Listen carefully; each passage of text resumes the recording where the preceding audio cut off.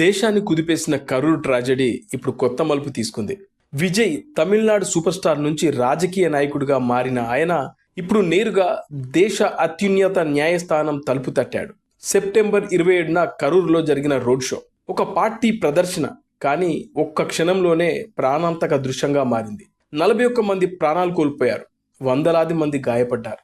ఆ దృశ్యాలు దేశాన్ని షాక్కు గురిచేశాయి. విజయ్ మొదట మద్రాస్ హైకోర్టును ఆశ్రయించారు. నిజం వెలికి తీయాలి, న్యాయం జరగాలి అంటూ పిటిషన్ దాఖలు చేశారు. కానీ హైకోర్టు నుంచి సానుకూల స్పందన రాలేదు. ఆ తర్వాత ఆయన చేసిన పని ఒక్కటే, సుప్రీంకోర్టుకు వెళ్లడం.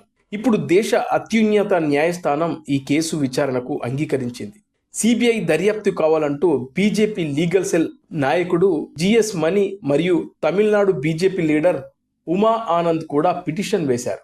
ఈ 3 కేసులు ఇప్పుడు ఒకే ధర్మాసనం ముందు విచారణకు రాబోతున్నాయి. తొక్కిసలాట తర్వాత భారీ విమర్శల దెబ్బతిన్న విజయ్ ఇప్పుడు ప్రజల ముందు ఒక రాజకీయ బాధ్యత గల నాయకుడుగా కనిపించే ప్రయత్నం చేస్తున్నారు. వీడియో కాల్ ద్వారా బాధిత కుటుంబాలతో మాట్లాడుతున్నారు. నేను మీ పక్కనే ఉన్నాను అని భరోసా ఇచ్చారు. త్వరలో వ్యక్తిగతంగా వస్తా, అందరినీ కలుస్తా అని హామీ ఇచ్చారు.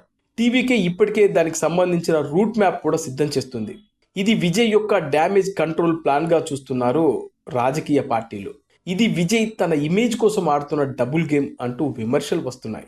కానీ అభిమానులు మాత్రం మరో మాట అంటున్నారు, ఇది మా లీడర్ యొక్క మానవత్వం అని.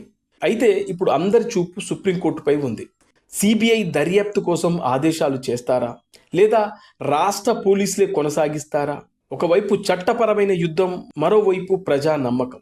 ఈ 2 ఫ్రంట్లలో విజయ్ ఎలా ముందుకెళ్తారనేదే ఇప్పుడు తమిళ రాజకీయాల్లో హాట్ టాపిక్గా మారింది.